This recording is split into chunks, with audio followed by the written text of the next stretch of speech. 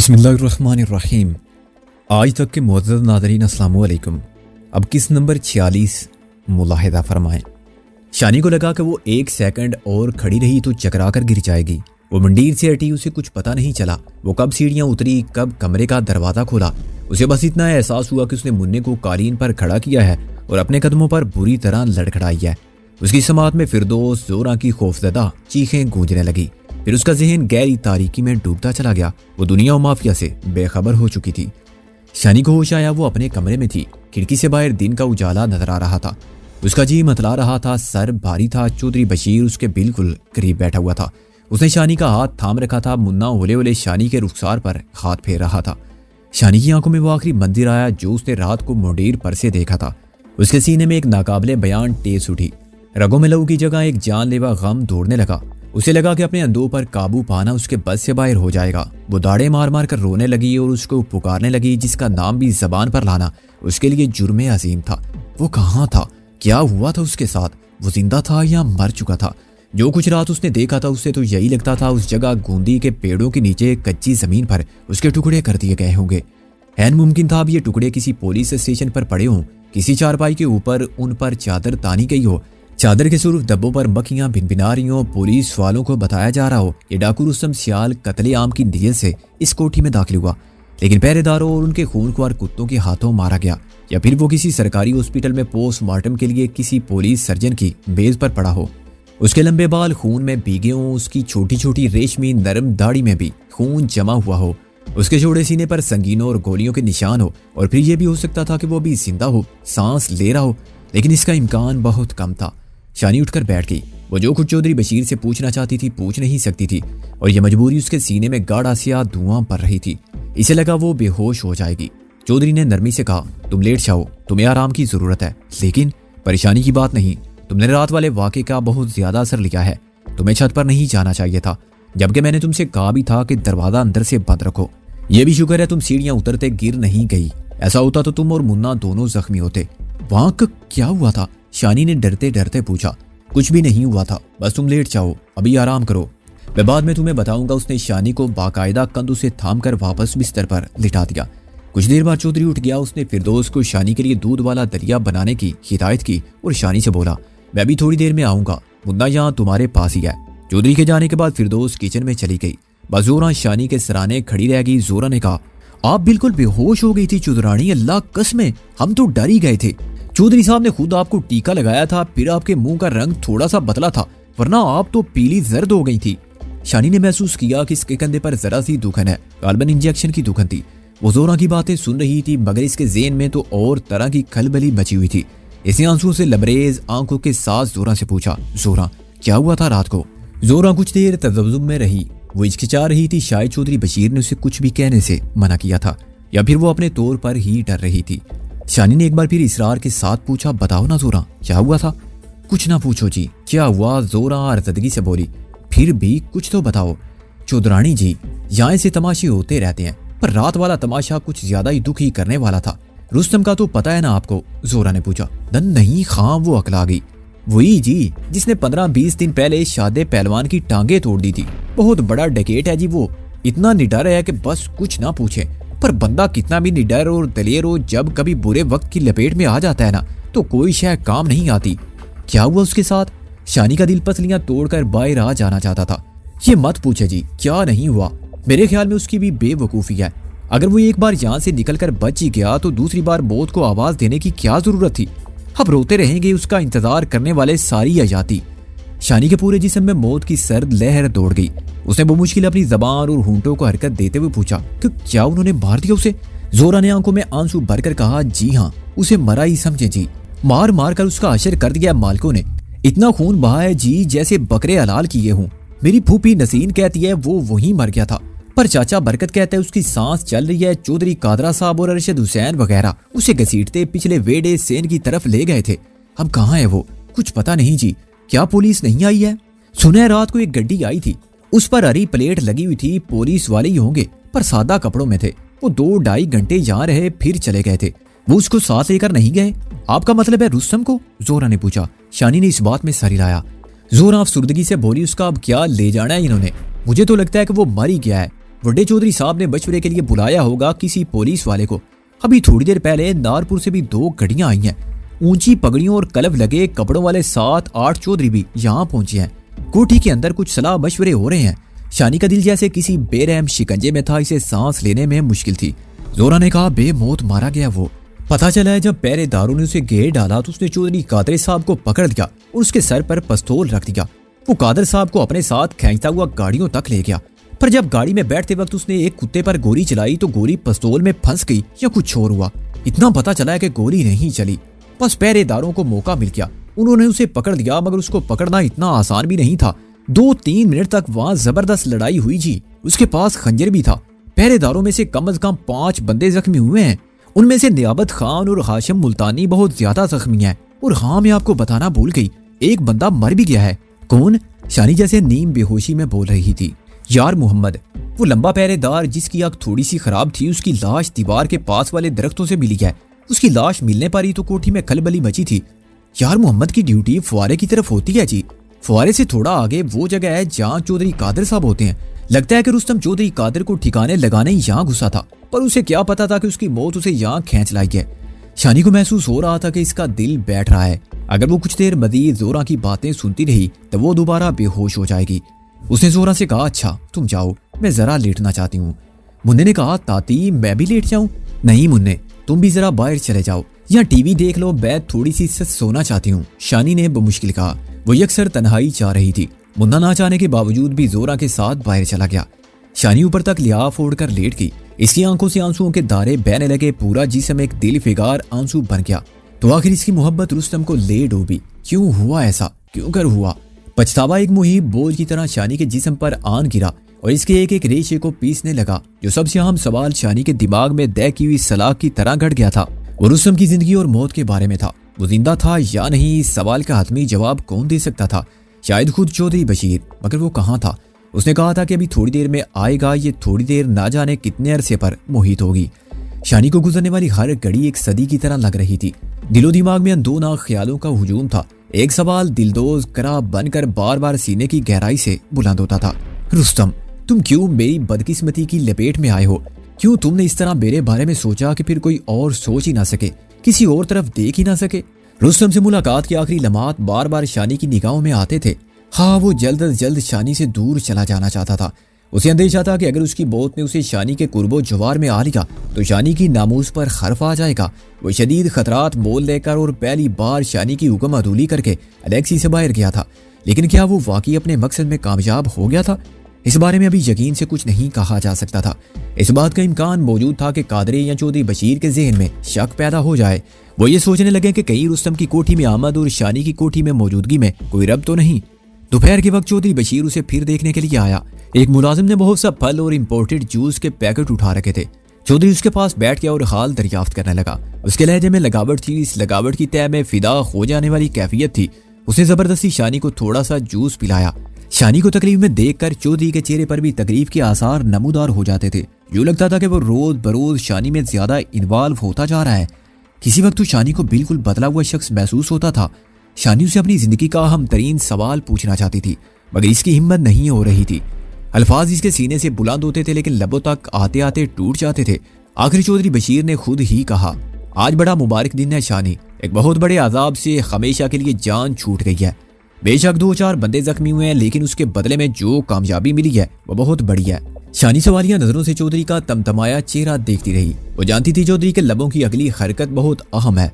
चौधरी उसे रुस्तम के अंजाम के बारे में बताएगा। शानी का दिल सीने में बर्फ के गोले की मानी था। आखिर चौधरी के होंठ हिले। उसने कहा, इस हरामी रुस्तम का किस्सा तमाम हो गया है। वो नीम मुर्दा था, हमने उसे पुलिस के हवाले कर दिया है। अब कानून जाने और उसका काम। अगर बिलफर्ज वो जख्मों से बच भी गया तो फांसी तो उसका मुकद्दर है ही। शानी के सीने में बर्फ का गोला फिर से ओले ओले धड़कने लगा। वो चौधरी का चेहरा देखती चली जा रही थी। चौधरी बोला, इस हरामजादे का हौसला इतना बढ़ गया कि अब दंतराता हमारे घर में घुसाता था। पिछले चंद हफ्ते में ये दूसरी बार है कि वो यहाँ घुसा है। जब उसे पकड़ने की कोशिश की गई तो उसने इतनी तेजी से खंजर चलाया कि जो पास गया लहू लुहान हो गया। ऐसा लगता था कि कोई बदरू घुसी हुई है उसके अंदर। आखिर एक पहरेदार की बारी हुई ईंट उसके सर पर लगी और वो गिर गया। बड़ी मुश्किल से काबू किया गया उसे, बहुत ही मुश्किल से। शानी सुन रही थी। चौधरी ने अभी तक पहरेदार की मौत का जिक्र नहीं किया था, गालबन वो नहीं चाहता था कि पहले से डरी हुई शानी मजीद डरे। वो बोल रहा था कि इससे पहले वो वारदात के वक्त खुद शानी के सामने पहरेदार की मौत का जिक्र कर चुका है। इसके अलावा जाहिर है कि जोरा और फिरदौस भी उस मौत से आगाह थी।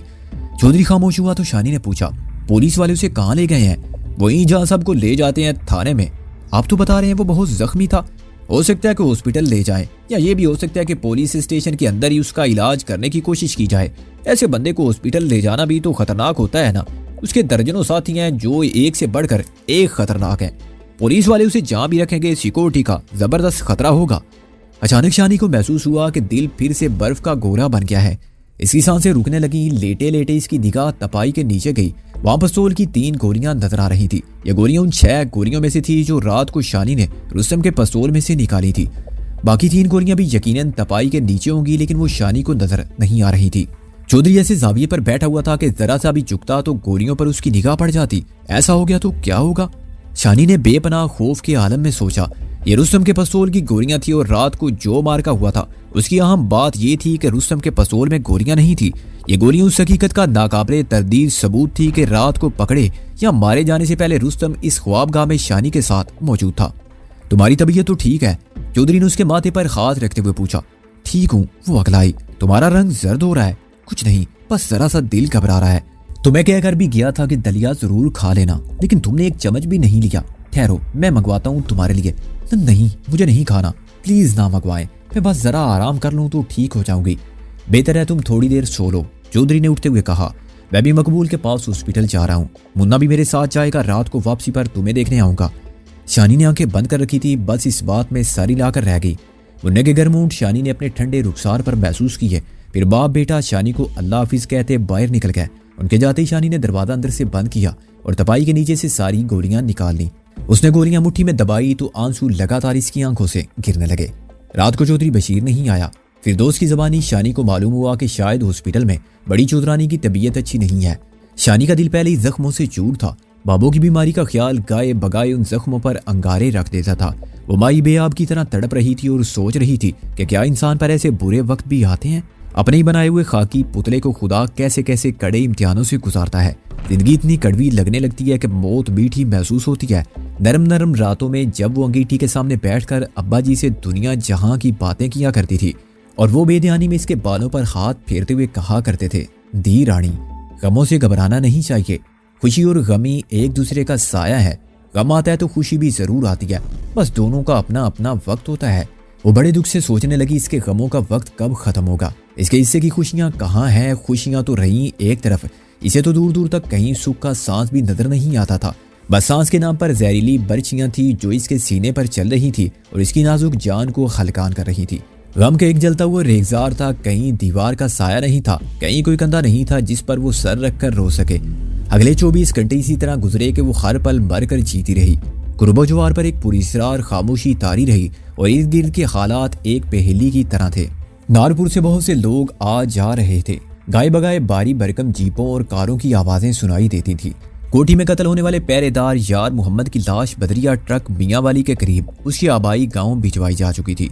यह भी सुनने में आया था कि जीटी रोड के पास एक टैक्सी कार खड़ी मिली है जिसके बारे में ख्याल है कि रुस्तम उस पर यहाँ पहुंचा था। कल वाले खूनी वाकयात के बाद टेक्सटाइल बिल के पूरे एरिया की निगरानी बेहद सख्त कर दी गई थी। खास तौर से रिहायशी हिस्सा तो मुकम्मल तौर पर सील था। जोरा के बयान के मुताबिक बावर्दी पुलिस वाले भी यहाँ वहाँ गश्त लगाते दिखाई देते थे। कोठी के मुलाजमीन तक जो बात पहुंची वो यही थी कि डकैत रुस्तम को शदीद जख्मी हालत में पकड़ने के बाद पुलिस के हवाले कर दिया गया है। इससे ज्यादा वो कुछ नहीं जानते थे। शानी की ख्वाहिश थी कि किसी तरह ताज़ा अखबार उसके हाथ लगे। अखबार से उसे रुस्तम के अंजाम के बारे में कुछ न कुछ मालूम हो सकता था। एक पल के लिए भी रुस्तम का ख्याल शानी के ज़हन से निकल नहीं रहा था। जाते हुए उसने कुछ नहीं कहा था, मगर उसकी खामोशी अब सुहाने रू थी। इस खामोशी से तो बेहतर था कि वो शानी से झगड़ कर गया होता, दिल खोल कर शानी को बेवफा, संग दिल और खुद गर्ज ठहराया होता। दिल खोल कर उसे बुरा भला कहा होता, बल्कि उससे भी अच्छा था कि वो शानी को थप्पड़ मार देता, गजब के आलम में उसे जख्मी कर डालता या उसकी जान ले लेता। लेकिन वो तो जमीन से निगाह उठाता ही नहीं था, चुपचाप सब कुछ चीलता चला जाता था और उसकी ये चुप शानी को हर रोज एक नई जंजीर पहनाती थी। कोठी में चूंकि चौधरी के रिश्तेदारों की आमदोरफ्त जारी थी, इसलिए शानी के वहां जाने का सवाल पैदा नहीं होता था। मुन्ना भी पलटकर एनेक्सी में नहीं आ सका था। जाना अपनी ड्यूटी पर वापस पहुंच गई थी और उसने शानी को चौधरी बशीर का ये हुक्म बड़े सख्त अल्फाज में पहुंचाया था कि वो कमरे के अंदर रहे और अनेक्सी के आते में भी ना आए। शाम से थोड़ी देर पहले जोरा भागी भागी आई और उसने शानी को बताया कि एक अच्छी खबर है चौधरानी, बाबू हॉस्पिटल से वापस आ रही है, उन्हें छुट्टी हो गई है। तुझे किसने बताया?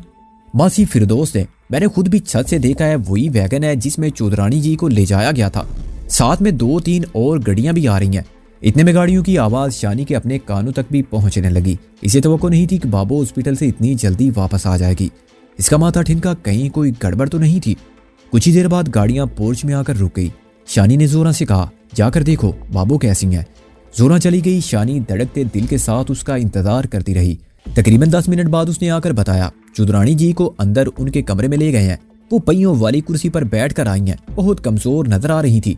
उन्हें देखकर तो मेरा दिल खोल गया। चौधरी साहब भी चुपचाप थे। शानी बेचैनी से चौधरी का इंतजार करती रही। असल बात का पता तो उसी से लग सकता था। वो रात 11 बजे के करीब आया। उसका चेहरा सूता हुआ था। शानी का दिल जो पहले ही बुझा हुआ था और बुझ गया। क्या हाल है बाबू का? शानी ने बगैर किसी तमहीद के पूछा। हाल कुछ अच्छा नहीं है, चौधरी ने जवाब दिया। तो फिर छुट्टी क्यों दे दी हॉस्पिटल वालों ने? शानी ने तड़प कर पूछा। तो क्या वो करते? चौधरी ने इंपोर्टेड सिगरेट सुलगाया। हालत जूं की तूं थी। किसी वक्त जरा सी बेहतर होती है, फिर उसी तरह की हो जाती है। सांस झटकों से आती है, बेचैनी बहुत बढ़ जाती है। क्या कहते हैं डॉक्टर? वो कहते हैं कि हॉस्पिटल आने के बाद मकबूल को एक और अटैक हुआ है। इस अटैक के बाद इसका दिल ठीक से काम नहीं कर रहा। दिल का एक हिस्सा उसी तरह मुतासर हुआ है कि तकरीबन मुर्दा हो गया है।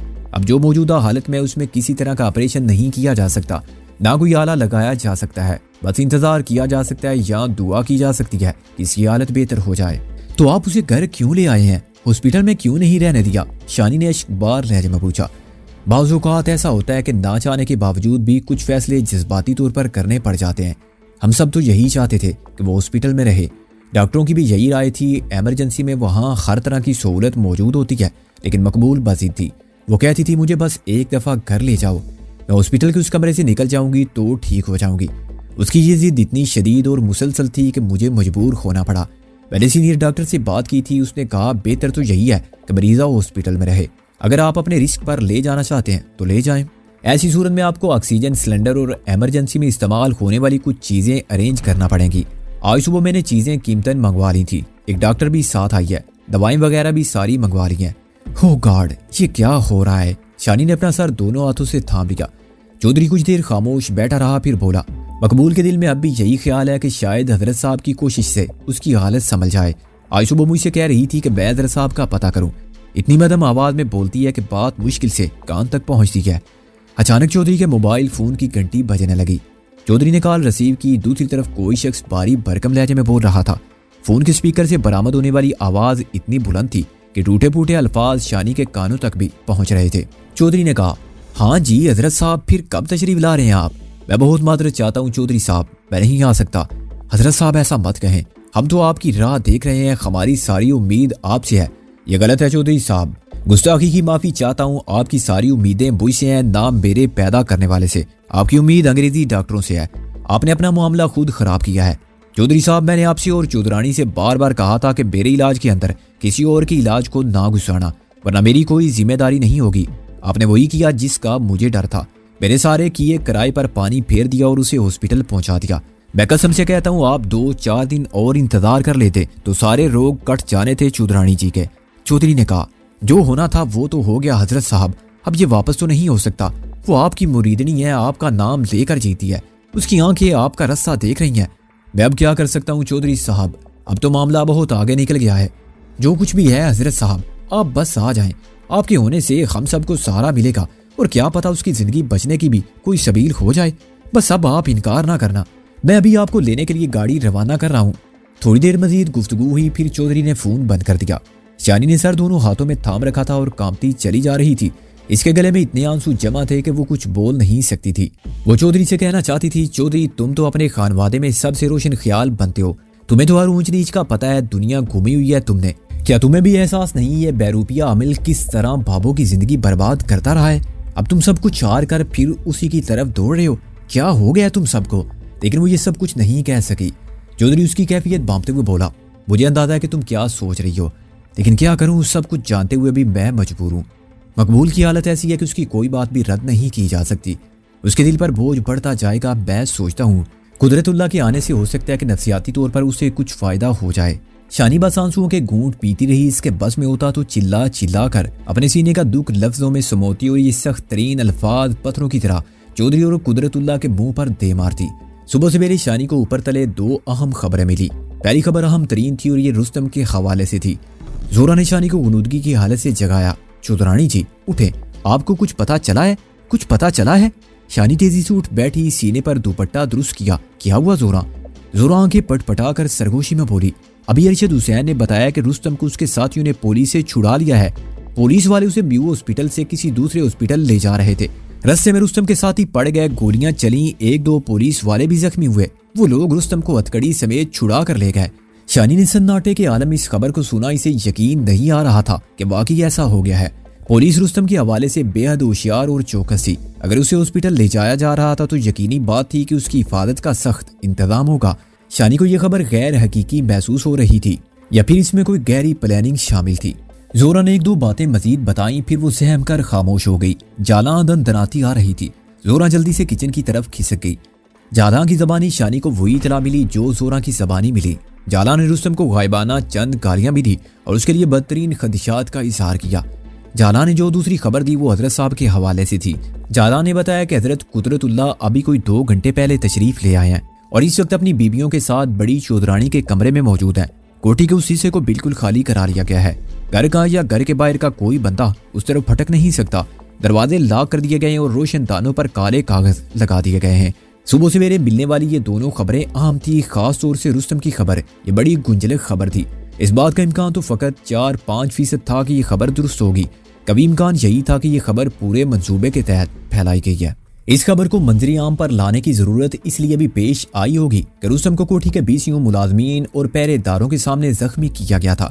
अगर ऐसा ना होता तो उसको मारकर लाश गायब कर देना चौधरियों और उसके पुलिसिए दोस्तों के बाएं हाथ का खेल था। अब चूंकि बहुत से लोग देख चुके थे इसीलिए पुलिस ने रुस्तम को तहवील में ले लिया था। तहवील में लेने के बाद उसके फरार का ड्रामा रचाया गया था। बहरहाल इस ड्रामे में से उम्मीद की हल्की सी किरण भी ढूंढी जा सकती थी और वो ये कि अगर रुस्तम जिंदगी की बाजी हार चुका था तो फिर उसकी लाश कोठी के अंदर ही शो की जा सकती थी।